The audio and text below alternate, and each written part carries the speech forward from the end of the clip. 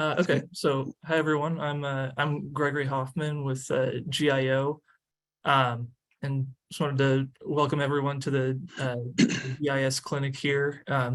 Cornell Lewis is here. He's got a good presentation to show everybody to demonstrate some of the new enhancements and features for the website that have just been released.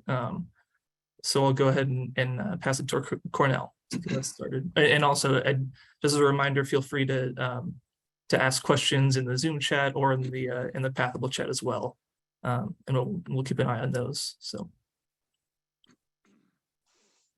all right, welcome everyone. I know some of you. For those who don't know me, I am the web project manager for the global website. So today, like Gregory said, I'm going to talk about some of the new enhancements for the website and the app, specifically for teachers. I thought, since we have a lot of time, I also have, I call it a new teacher roadmap, which kind of goes through the steps of, if I'm a new teacher, what do I need to do, and in what order should I do things? I know it's not necessarily clear and obvious on the website, and we're actually working on improving that as well. And so we've got other enhancements in development that will further improve the usability of the website for teachers and other users. But I'll start with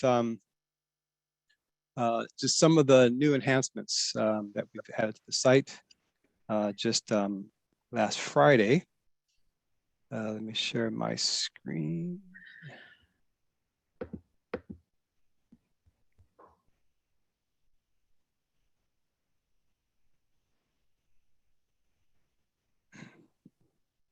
You guys see that okay? yep. Everybody can see my screen? You can see it, Greg? Yes, I can. Okay, good. Okay, let me just get this kind of situated on my screen here. Let's see here. Okay. So next screen, let's see if that works. All right, so a couple of questions that teachers have asked for. I need to know what my students are doing. Are they entering data? And I'd like it to be a little easier to set up student accounts and to be able to track my students' observations and measurements, and so we looked at that, and we have some enhancements to accomplish those questions and goals. So this is the list of the enhancements that we've just introduced. We also just introduced the hydrosphere protocols on the app, but the other bullets talk about just how to improve the experience for teachers and tracking and managing students. So just a quick review here. So measurements are now that are entered by students are actually associated with the student account, which I'll talk about further. We've introduced screen names for our students and global observers. There's a new portlet to better track your student contributions. There's a new student accounts creation and management tool. We've enhanced the Globe team pages. We've improved the My Observations portlet to be able to see all protocols. And then, as I mentioned, we've added the hydrosphere protocols to the Globe Observer data entry app. So we had atmosphere, but now we have hydrosphere as well. So let's look at these in a little more detail. So as I mentioned, the first one, in the old system, student account measurements were associated with the teacher. So it was difficult for you to see the actual contributions of each student because the numbers were added to the teacher's account and not the student's account. So you separated that out. So now all the student measurements are associated with the student account, which will allow you to better track the contributions of each student. The teacher remains the custodian of the account, so they can manage the student accounts on their My Page. We're working on giving teachers the ability to edit student account measurements. That's coming shortly. That's one. Next one is we've introduced screen names for Globe Observers and student accounts. As you know, many of your students may have Globe Observer accounts in addition to student accounts. So we wanted a way for Globe Observers to be recognized in the website. Currently, or in the old system, or actually in the old system, Globe Observers who signed up through the app, who are they're not approved, are vetted users. Their identity is not vetted, so we can't display their name or any of their information because we don't really know who they are. So they weren't identified on the website. But Globe Observers would like to be identified and recognized for their involvement in the program by having their observations on organization pages. So using screen names allows them to be identified on the website without displaying their real name or their real email. Same thing for student accounts. Student accounts are created by Globe teachers, so they are vetted, but because these accounts are used by minors, we don't want to display the student's name anywhere on the website. Also in the old system, the login and display names often did not match, which created some confusion for students, especially since the login is not a real personal email account. It's a made-up account email just so students can use to log in. So that often didn't match the display name, and just create some confusion. Also, we want to create a naming convention that was more fun for students, something that they could maybe remember. So we came up with the idea of these screen names, where both Globe Observers and students will be able to use this a fun screen name option, where the name is generated by combining an earth science word like clouds, flower, glacier, with an explorer or science type profession, doctor, pilot.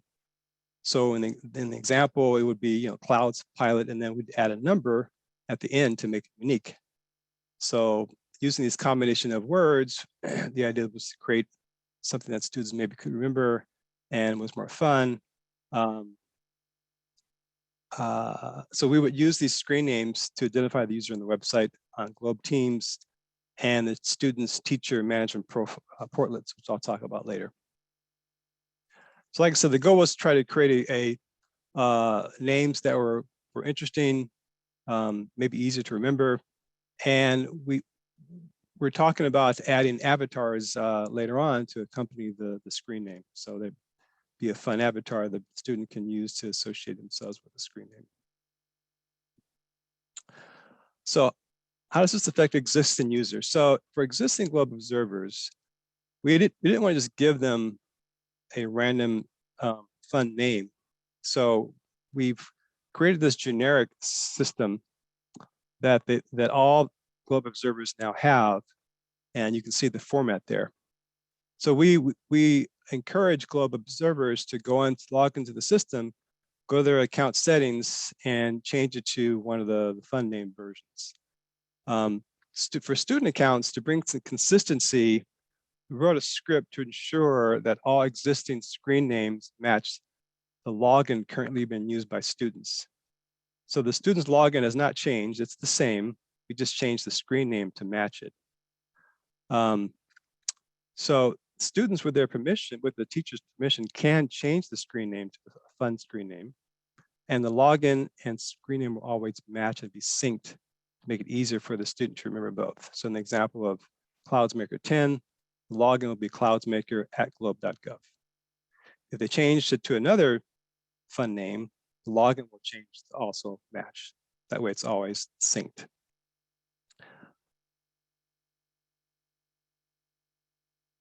So for new users, currently Globe Observers are also given this generic screen name by default. They can then log in, verify the email address, change it to one of the fun names if they want to. Future phase will allow Globe Observers to select a fun name when they create their account. Currently, it doesn't have that. It doesn't work that way, but that's what we're planning on doing. For student accounts are assigned a screen name by their teacher during the account creation process. And I'll talk about this more in the next section. So what does it look like in the account settings? So when the person goes to their account settings, there's a change button now next to the screen name field. They click on that, they'll get 2 drop downs, and they can select both words to make up the screen name. There's about 45 words for each drop down currently, and we'll probably add more, and we'll ask for other suggestions or recommendations if you want to come up with other words. We try to keep it use words that we spent some time talking to different support groups and getting recommendations, and we tried to make it so we didn't come up with anything that might be offensive to certain groups. So it's pretty sanitized, I think. But it's a work in progress, and new can be added or modified over time. But so we have this list available right now. So how do teachers manage and track their student observations? So on every teacher's My page, there's a new portlet called My Students/Team Members. It replaces the old student accounts management portlet. So you can see in this example, let me just talk about what's on here. So you can create and manage student accounts, see observations for your student accounts and other members who are associated with your Globe team or school. So if your students use Globe Observer accounts, as long as they're associated with your school or they have joined one of your Globe teams, you will see them on the list. You can click on the member's name to view their My Observations page to see all their observations. So the screen name is displayed for students and Globe observers, while the person's full name is displayed for approved users like Globe members, candidates, etc. There's a data period calendar you can use to view the number of observations within a certain date range. You can filter just to see your student accounts, and we've added a link to create a Globe team right there on the portlet. So again, here's the sort of a breakdown. We've got the manage student accounts here, create the Globe team. This is the data period that shows the number of observations by a certain date period. These are the members' names. You can click on the member's name to see My Observations, to see all their observations.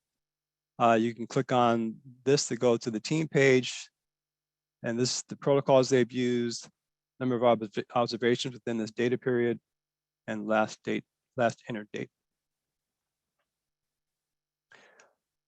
So to manage your student accounts, there are a number of options: create new accounts, manage existing accounts, reset passwords, and account settings access. Let's talk about creating student accounts. So you can create up to 20 accounts at a time, 300 in total for your student account, for your teacher account.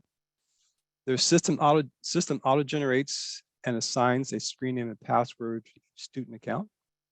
Login and screen names will match to make it easier to remember them, like I said. You can assign students to a Globe team during the account creation process, and you can export the list of student accounts to Excel or Google Classroom spreadsheet to assign the accounts to your students. So to manage, once you create all the accounts, you export to the Excel file, then you can then add the students, make a new column, assign the students each of the student accounts that way. And then you can then give out the passwords. You can actually change the passwords. So the next screen, here's an example of what it looks like. So you can number of accounts to create. What school is associated with is your school by default. You can select the team, and then you have the screen name. So we defaults to this fun naming convention, but you can also use the generic version if you choose. Then on the next screen, it generates a preview screen. So it shows the screen name being generated and the password. You can change the password. You can hit this to create a new screen name for this user. There's also a regenerate all, but I don't see it here. So once you're fine with the screen names and the password, you create the account. Oh, there's also an instructions screen to explain it in more detail. The accounts are created with the screen name, the login, the password, and this is also sent to you in an email. But you can also export it to a CVS file that you can then import to Excel or Google Classroom.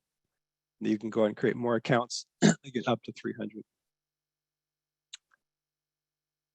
Other functions, like I mentioned, there's a reset all for selected student name accounts. So if you want to reset a subset of the accounts, you can do that, or you can reset them all. You can enable and disable the ability for students to change their screen name and password. So at the beginning of the school year, once you create these screen names, you can let the student go in and have them pick something else if they want. If they want to pick a different combination of names and email and login accounts. But again, once that's been set, you can turn it off so they can't go back and change it later, because that could cause confusion to the teacher if she has her list of names and now the students have changed it again in the middle of the year. So that can be disabled and enabled for the students. And then you can also view all the student accounts in the control panel to change screen names yourself, change passwords, delete accounts, etc. So that's creating student accounts and using that portlet. And I'll show a brief demo of it a little later. The next one is Globe Teams. So we've improved the page layout with a larger map. Team members and their total observations are displayed by protocol on the team page. The screen name is displayed for Globe observers and student accounts, and the full name for approved members. You can click on the member's name to view their observations. The team manager can define the data period of the observations. This becomes the default date range when users first visit the team page. Visitors can change the data period of the observations, but if they come back to the page later, it defaults back to the data period selected by the manager. So that way the teacher can set up the Globe team for the school year, and then the next year, they can change the date range for the next year. So now they can reuse the Globe team year after year and just change the date range. So now you'll see data for the current year. You'll be able to sort by member name and by number of observations. That's coming shortly. So here's a screenshot of the top part of it. So you can see the map has been enlarged. You've got the data period where the manager can define the data period for that the team. Somebody can join the team. The referral code is here for the teacher to be able to pass it out to anyone they want to join the team. Next screen, this shows the table that has all the members, their name, what protocols they've entered, and the observations for that protocol, and the last date entered. This more will expand to show all the protocols of that user. Again, the member name will show the person's name if they're approved, or the screen name if they're not approved, like a Globe observer or student. So that's team enhancements. Next, we have My Observations portlet. So this portlet is now under the Go To menu on the side menu. So everyone will have this My Observations link on the Go To menu. And we have improved the My Observations portlet for all users. So now the page has been enhanced to include all protocols, not just the 4 primary Globe Observer protocols. You can filter observations by start and end dates.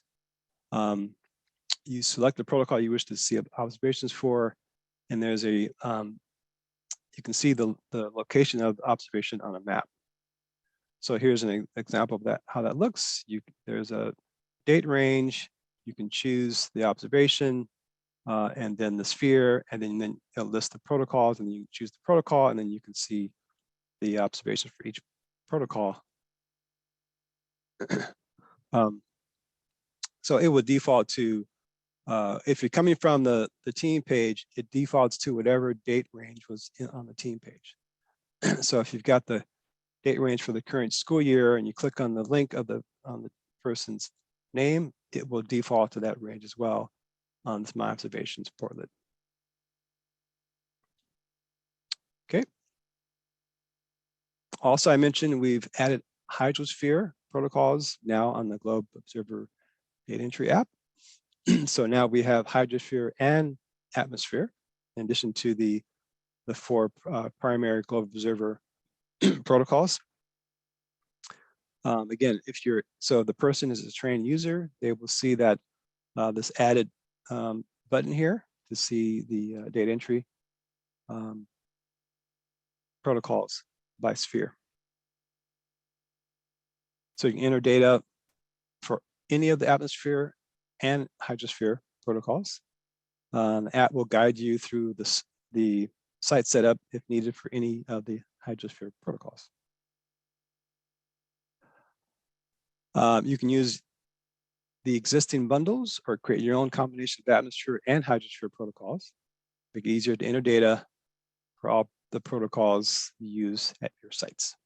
And so biosphere is the one that's coming next. So that is in progress. So I thought I would do just a quick demo. Let me switch over to my browser.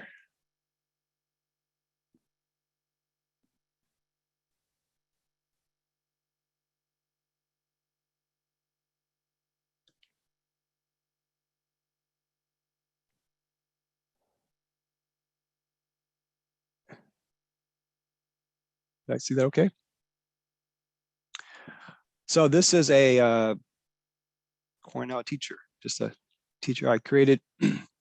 Of course, you can edit your information about yourself here. This is all the same, but here's this new portlet, and you can see it. You can filter by right now just all accounts, just student accounts, or regular Globe accounts, which would be anyone that's not a student account. Now we're going to add it where you can filter just by Globe observers as well. So if you happen to have students that only are all Globe observers, and you want to filter out everyone else, that's going to be an option as well. So I can just show my student accounts. In this case, there's just one.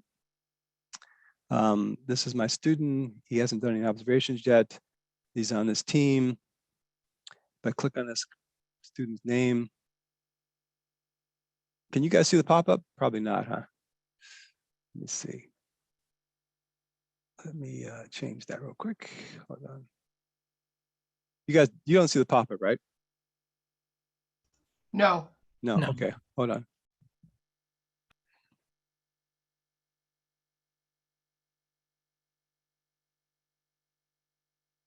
How about now? Yes. Okay. So what I did was I clicked on this person's name. Up pops my observations. You can filter by date. This person hasn't done any observations yet, so there's nothing there. If I go to all accounts, so this person, Cornell Lewis, you can see. Let's see. Do I have any observations? I thought I had some. There they are. So you can see the biometry trees observations I did, and there's a show on map option. I can switch to the other. It only shows the ones that I've done, only protocols I've done.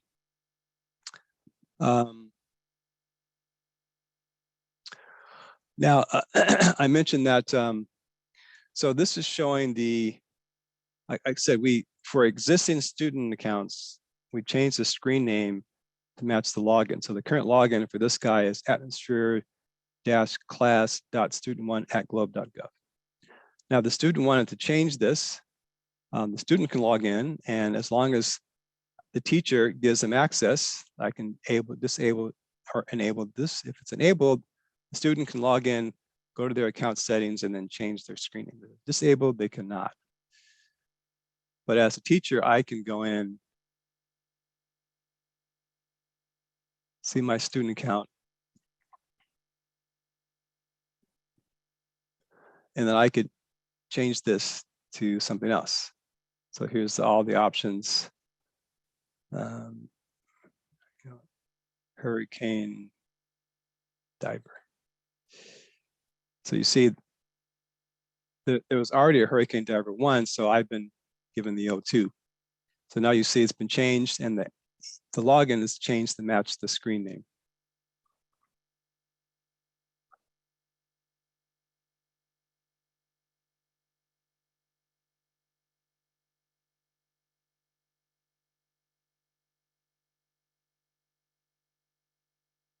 So now here's the screen name of the student. Now, if I go to the team page, in this case, there's only 2 members on this team, myself and the student. But as the manager, I can define the date range. I can say, go from this year or 2022 of June 1st, and just go June 1st to whatever today's date is. So always end on today's date.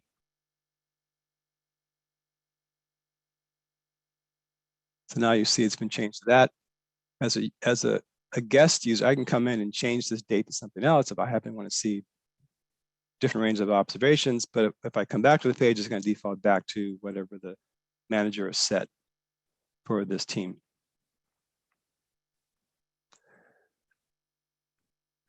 I mentioned as far as creating accounts, you have this option. You can say, I want to create up to 20 accounts, say 10. I want to add them to this team. Preview. It then generates a bunch of screen names. I can regenerate all if I want to just pick something else. So this allows it to be quickly created for the teacher. And then you could change the passwords. And then once you create your account, you'll go to a screen that shows all the accounts and the password and then the login. There are instructions, again, that sort of breaks down what I've been talking about. It shows, when you create your account, what you get, and how you can export it to a CSV file, along with a contact globe if you have any questions.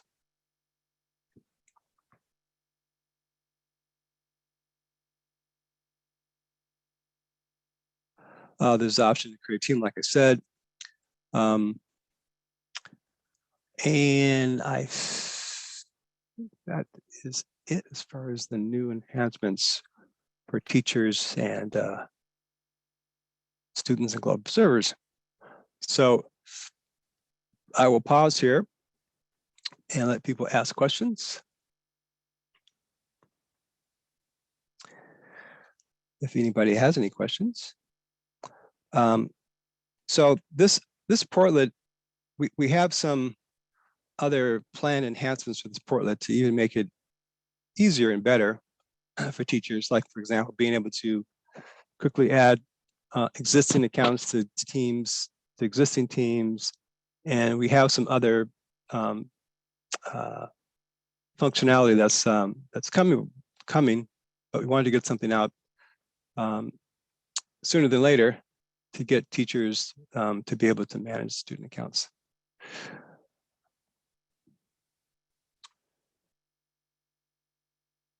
All right, if there aren't any questions, I will continue with the presentation. Let's see, where is it? Cornell, I do have a question. Okay. And thank you, first of all, for all these changes. Thank you to you and your team. I'm super excited and will be piloting these. So my question is about piloting. Do you have a cohort of teachers who are going to be trying this with students, or do you need us to try it? How does that work? Yeah, we don't have any specific teachers set up as sort of testers, but we're open to if teachers want to try it out and give us any feedback. That would be great. Awesome. And along with that, for the people who don't think of themselves as teachers, like after school program leaders or summer camp, are you still having it be called Globe Teacher Account, or is it like educator account? Just something that could be inclusive of people who may see. Yeah, right. not a Right. teacher. Yeah, right. The current system right now, it's just teacher account, citizen science account, teacher account. But the teacher account can be anyone that is trained and an approved user. So anyone that's been trained and is approved that has a My Page and that is associated with a school will be able to create student accounts. Now, if you're not associated with a school, then you will not be able to create student accounts. So, but anyone who like has a team will see this portlet and they'll be able to track people who are in their team. So it's available for anyone that has a My Page. And Cornell, can I just ask a clarifying question? So it's basically you say you have to be associated with a school, but isn't it more about you just have to take the teacher training and then whatever institution you happen to be serving, you can utilize the student accounts, right? Well, the way it's set up is you have to be associated with a school to have student accounts. But a school could be a different type of organization. I think there are some things set up as schools in the system that may be a library or. Well, a virtual school is also considered a school. So if Yeah, a library has a virtual school, then yeah, they can create student accounts. Yeah, so there's a way in the system to create a V school for your organization if you have taken teacher training. Yes, if you're an affiliate or a partner, they all get their own V school. So they will have a V school already created for them. So once they become trained and they're in that V school, then they can create student accounts. So I just want to make sure we answered your question, Christina. Yeah, that definitely helps. And I think some of the commentary also helps. I recall creating teacher accounts for people when they register or when I registered them for a workshop. And I recall having them look up their organization and not their school. So I'm kind of leaning towards if they're with an organization, they can have a teacher account. Because I think that a lot of the groups that I work with who might do things in the summer or lead summer camps and they want students to enter data that they collect, that would be ideal, is that they're an organization like a nonprofit that leads education or a museum rather than a V school. So we say teacher account, but it's really, like Lisa said, anyone that is trained, approved, and trained is a Globe member. And Globe members all have My Pages. But we wanted to try to say that to have student accounts, you have to be a member of a school of some kind, whether it's a regular school or a V school. And again, all affiliates have V schools, all partners have V schools. So all those organizations will have a school under it that they would then use to enter measurements, because you have to be in a school or a citizen science org to enter measurements. So to accommodate that, we automatically give all partner organizations, all affiliates, V schools. Does that make sense? So any organization is going to have a school under it, whether it's a partner, affiliate. Countries have V schools, regions have V schools. So they all have a way to enter data as long as they're associated with that school. Great, thank you. And it sounds like you've made the improvements so that we can track if somebody is part of a V school rather than as part of our organization or another school. We have some way of now making a team to grab those people who are part of a V school or virtual school and Yes. still see their data. Because before, some of my college students would get trained on their own, and then they would be part of a V school, or pre-service teachers would be part of a virtual school, but not the organization that I'm part of. And so it was really hard to see their data.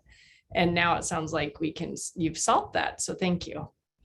Brad just happened to join a team that you created. Great. Thank you so much. Yep. Cornell, just really quick too, there was a question in the chat about, would you be able to just enlarge the screen just a little bit? Okay.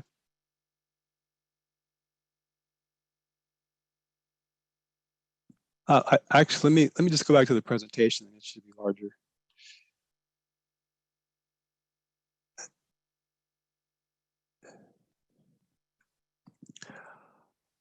Were there other questions in the chat? Let me go back to the chat. Let's see. Students could use screen name, login, and password both for the observer and for the website. Yes, it's the same login for the app and the website.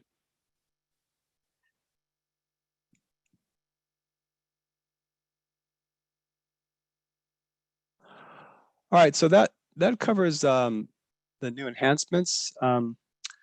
I wanted to,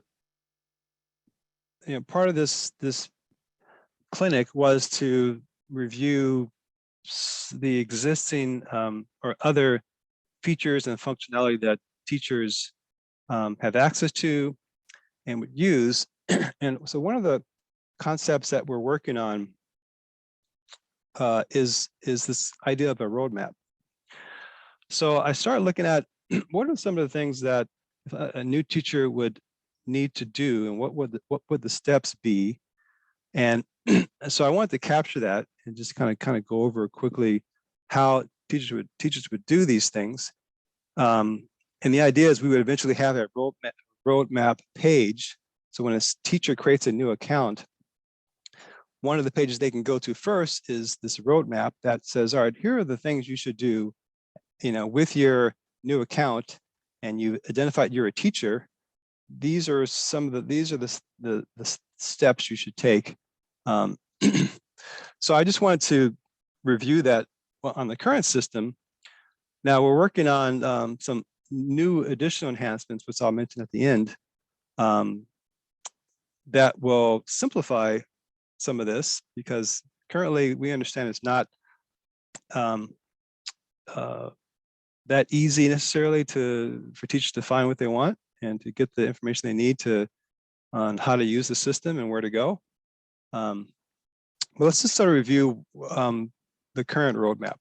So I just sort of listed these 12 steps. So of course, teachers need to get request an account, get approved by either help desk or CC, complete formal Globe training, verify, update their account information, set up, verify the Globe school, create Globe teams if desired, access their My Page, create student accounts, or have the students download the app if they're Globe observers, older students, and create their Globe observer accounts, access resources and materials for the protocols, take the observations, track the observations, access the data, analyze the data, create and submit student research reports.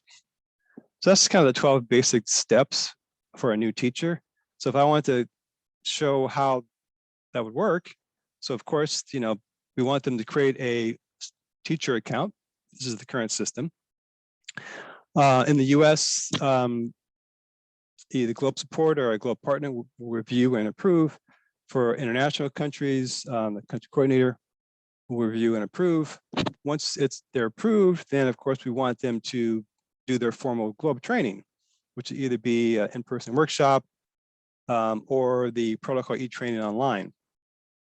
Now, of course, if you go to an in-person workshop, then that's part of the, you get your account created, you get approved all in sort of one step. But if you do it online and you want to get it pre-approved beforehand, we still want you to then do the formal Globe training. So those are the two options to do that. So once you become trained and now you're ready to go, you want to log in and you want to check your account settings. So you'll see the portrait image placeholder icon here with the account settings. You click on account settings.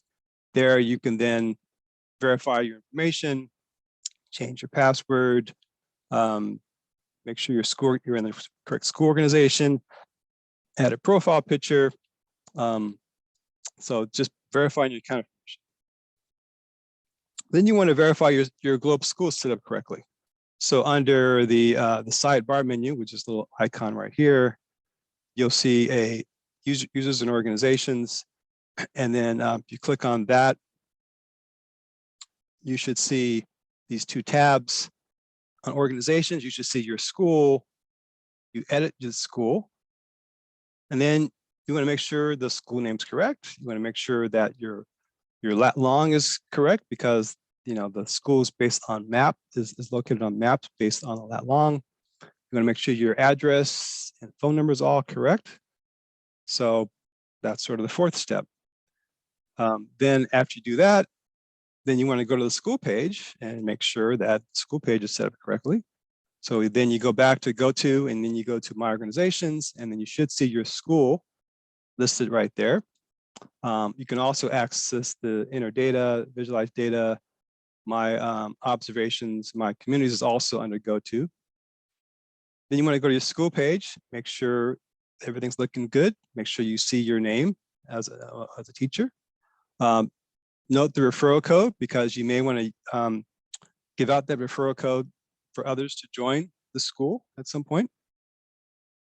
Once you've done that, well, now you want to create your Globe teams. If you want to be able to group your students into data groups, so you go to community Globe teams. There's also the link as I was showing you on the My page, allows you to create your teams.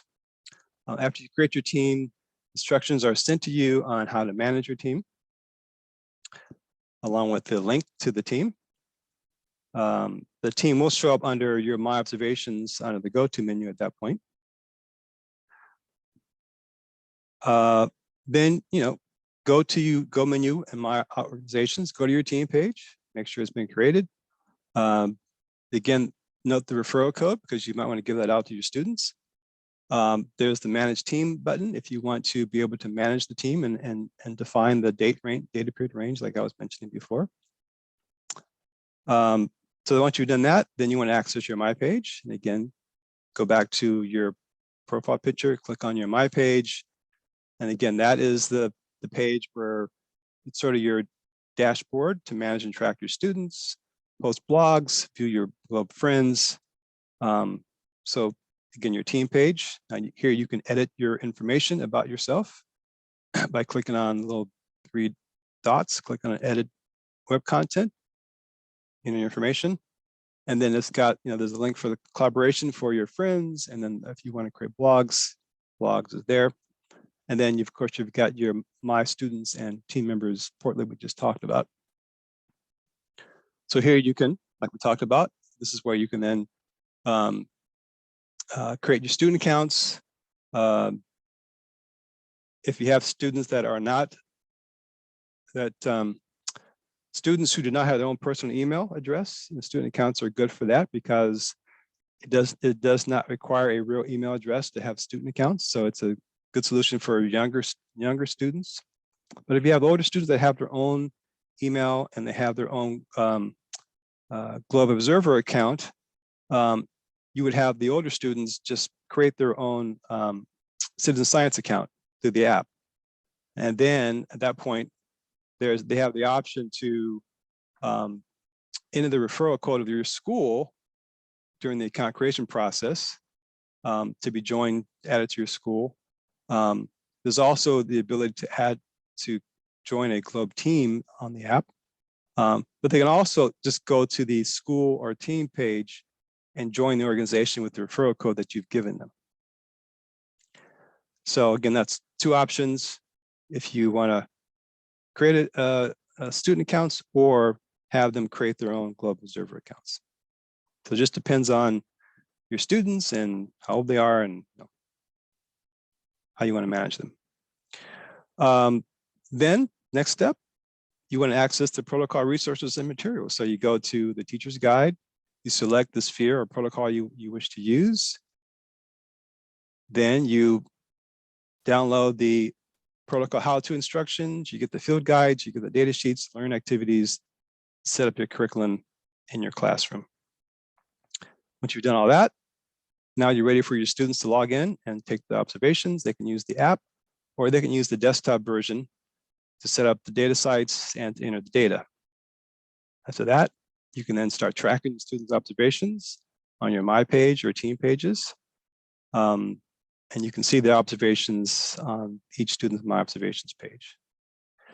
Then you want to access the data. So there's 3 ways to do it. You can use the visualization system, which is good for viewing data on a map or a chart. It's good for comparing data on multiple sites.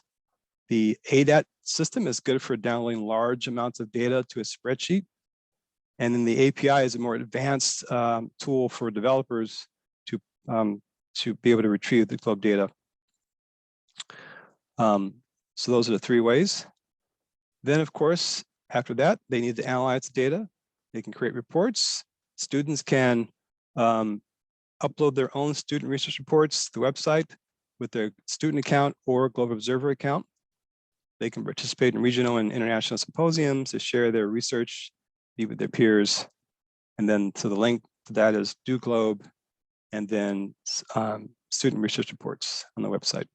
Here's an example of a research report that was done by students. And of course, research support. This is the part that we're working on improving, being able to have tutorials to teach you how to set up use the website, set up your accounts. Of course, there's a support section to contact Globe if you have any questions. There's the FAQ section there. Let's see. So I'll pause there.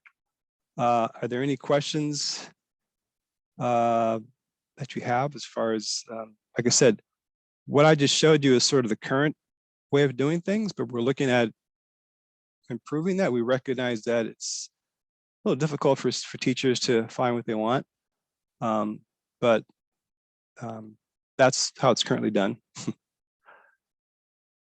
Actually, yeah, Cornell, really quick again, would you possibly be able to enlarge the presentation just a little bit as well, or? Well, it's already on the largest view. Let's see. If users select the full screen under the view options, it makes it a lot larger. So at the top of the window is the view options menu.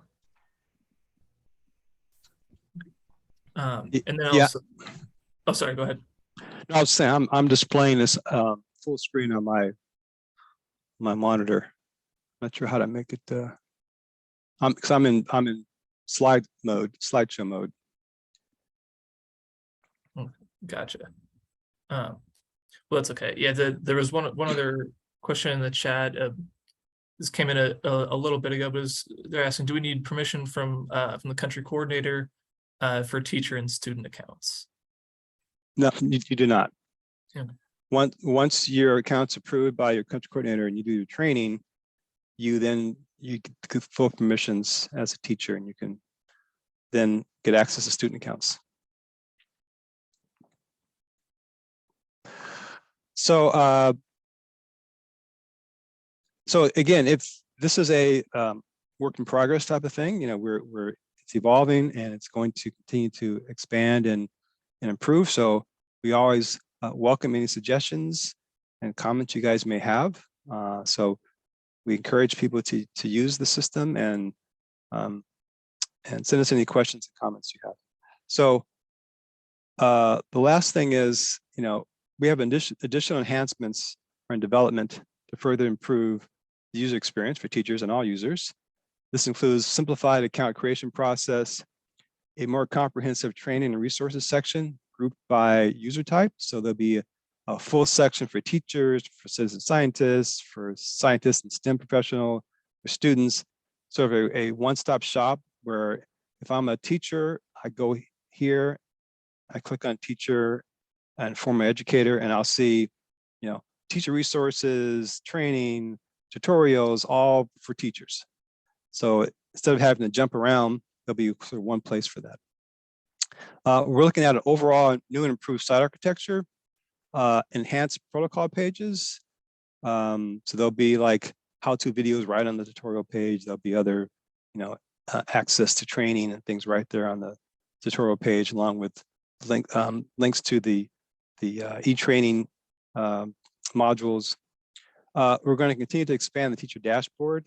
So we want to make it a sort of one-stop shop. Like you go there first to access whatever you need on the website, and then simplified e-training to make it easier to understand, what are the modules I need to do and complete to become certified through e-training. Contact information, if you have any questions for me or Dave Overroy, there's our email address. We are always open to hearing from you. And that's my presentation. So it's only been, hasn't even been an hour.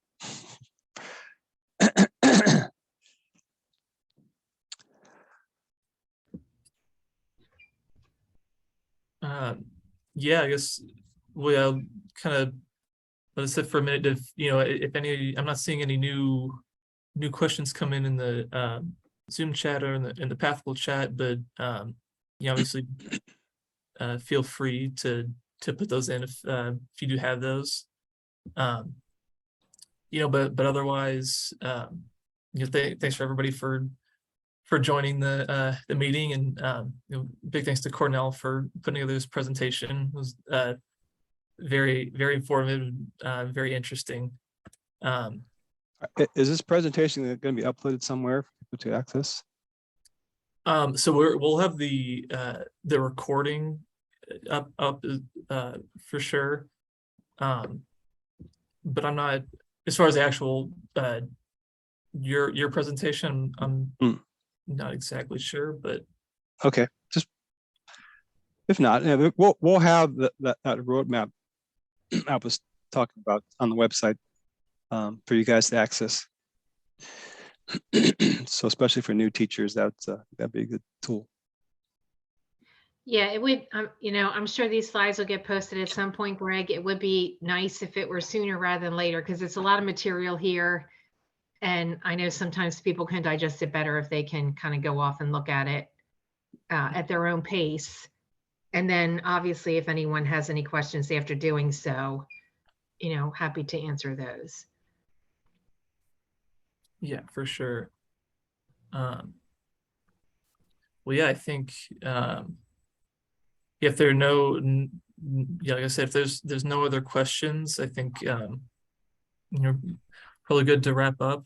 Just as a reminder, there coming up at 1 o'clock, there'll be the trainer mentor trainer panel as well. So everybody here is welcome to attend that. But yeah, thanks again to Cornell and to everybody for attending. And I think we're probably good to wrap up then. All righty. Well, thanks everybody for attending. And I hope the enhancements are good for everyone and find them helpful. And thank you. Thanks for all your work, and thanks for listening to the teachers and other members. Appreciate it. All right. Thank you. Bye, everyone. Bye. But